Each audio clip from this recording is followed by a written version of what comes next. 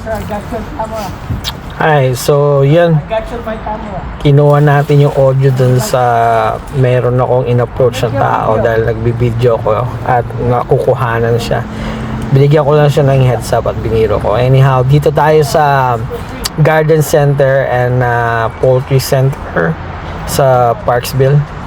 And so bumili ako ng Labarak na black na isang bag. And then yung kahera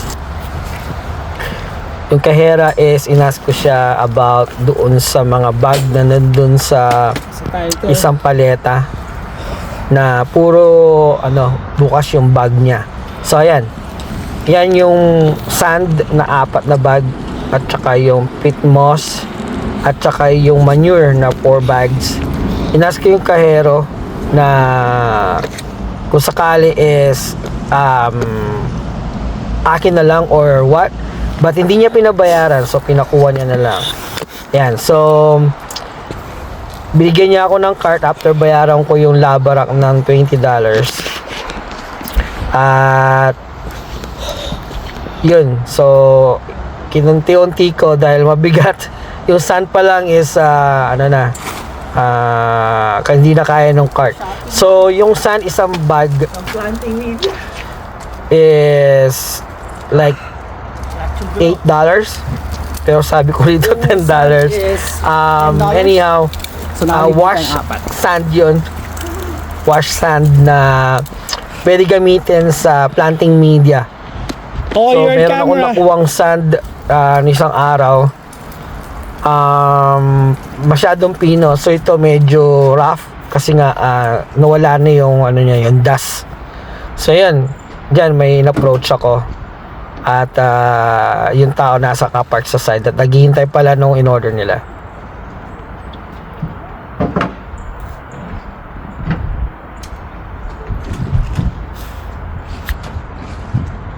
Sir, I got your camera. I got your my camera. And the light. I make your video. Yeah. No, I got this for free. This time. I bought this. I think Ayun, napagyabang dun sa tao na yung Labarak lang ang binayaran ko. Nangitila lang siya. Ayan, ako yung kahera na nagde-deliver ng order nung nasa tabing nakapark na sasakyan. Yun, nag-load na ako nitong mga sand na open bag. So ganun ang pagka-angat ko sa kanila kasi nga yung part na may butas is yung part na nasa taas. So unti-unti at yung Labarak is para siyang 2-inch size, 2.5 size na Labarak na black. So may Labarak akong binili sa Amazon noon na parang ziplock bag lang na maliit, is $11. Is ngayon is $17 na ata sa Amazon. So yun, mga 5 years ago yun. Konti pala nagagamit ko kasi nga hindi pa ako nagre-repat ng mga halaman ko. At ayan, so na-load na natin. Yan yung pit moss, yung 4 na sand, 4 na manure. yan, sa huli na yung cart. Malaking bag. At baka magbago pa isip nung kahero or nung manager. But anyhow, worth $100 yung libre natin na sand, 4 na bag, then yung manure, 4 na bag, at yung pit moss. Yung pit moss nasa nasa $35 to $40 each. Meron ako na libreng ganon dun sa kinuhanan ko ng blueberry bush na half bag at saka half bag nung Promix na pang starter mix. Ayan, naiuwi na natin at mag-unload.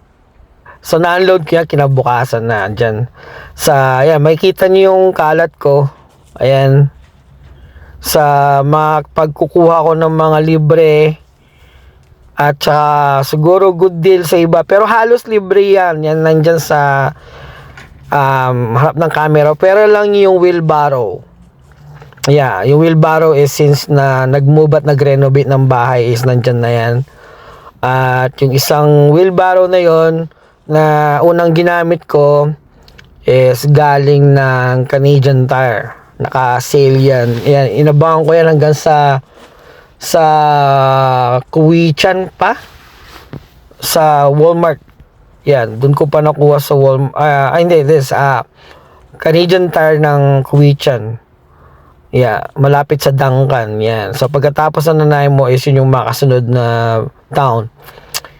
Anyhow, ayan. At inunti-unti, bago umalis na naman, at nag-pick up na naman ako yung ng time na yan after is nag-pick up na naman ako sa Nanaimo sa mga kausap ko about marketplace na ilang tao. So, tag-timing ako ng time na para madaanan ko lahat yung kausap ko. So, yun, iniwan ko na lang yung wheelbarrow na slash dali na yan. Ayan, tingnan mo, meron ako nilagay na kahoy doon kasi meron siyang pwedeng conversion ng wheelbarrow to dali. A boat. And then, meron din isang dali doon. Nagaling dun sa kaibigan. Ayan, so yung wheelbarrow naman yung gagamitin dyan. Ayan, so yung isang side ng gate hindi ko na muna binuksan kasi hindi ko na may papasok yung sasakyan sa likod at marami ako nakaharang nakalat. So yung purpose nung tube na yan, sana is gagawa ako ng greenhouse para dyan. And then itong parang white na sa wall privacy thing is libre din yan. Meron akong dalawang malaki yan na buo na panel na pipick up yan dun sa kukuhan ako ng blueberry bush. So yun, ayan yung pit moss, napakabigat dyan. Ewan ko, di pa siguro nag-aalmusal ng time na yan. At nilapit ko lang dyan sa may tailgate. At sunod yung ibang sand. At naunang hinakot yung mga manure. At yung natira is yung lava rock at saka yung sand. So yun, sa marketplace ang daming makukuha na deal at free. Ngayon may tinutulungan akong dalawang tao na nagtatanggal ng mga gamit nila sa yard nila. It's either iuwi ko or tulungan ko silang may kumuha para sa kanila. Kasi nga magbebenta na sila ng bahay. And then yung dalawang blueberry bush is inumpisahan ko ng idig. Yan nga pala yung drip food na nakuha ko dun sa woods. Ayan, pinakikita ko dyan sa sa camera dyan. At yung dalawang halaman, bali tatlo na maliit is na isama ko lang sa isang container, nabunan ko lang ng lupa kasi di naman mainit kaya okay pa. At pag maharap is tatanim na sila. So may itatanim na apat na maliit na spruce, and then may mga cuttings ng juniper na ground cover, and then blue spruce na cuttings na galing sa Nanaimo, at yung mga Oregon box leaf at saka king pear na malilit lang, at mayroon na mga root ball yung mga spruce, at saka yung iba is natabunan ko na ng soil or ng planting media. So yun, dito sinunod ko yung pit moss na ibaba. Yan, inangat ko na lang, binuhat ko na lang yung mga ibang sand, na river sand, yan, na wash sand. So perfect. At mag-start na tayong mag-mix para sa mga seedlings or sowing ng seeds. Yan.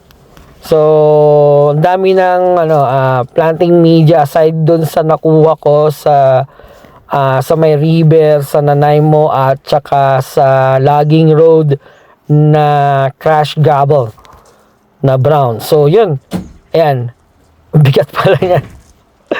At Nahihulog ko siya. Ayan. Ewan ko. Kaya, hindi pa nga ako nakapag-almusal niyan. So, pagkatapos is makyat na lang ako at nag-almusal bago umalis sa mga kausap papunta sa Nanaimo. So, yun mga lods. Long form video sa garden, sa hobby, sa backyard, at sa mga kung ano nasa yard at kung ano yung mga lakad natin na pwedeng ma-videohan at ma-share dito sa YouTube. Sana supportahan nyo ako sa journey ng hobby at kasama ng mga tortoise at ng pamilya. Ayan. At yun, naharap itong hobby ngayon na nag-enjoy sa practice, no? At natututo tayo. At kita-kits sa ulitin. And thanks for watching.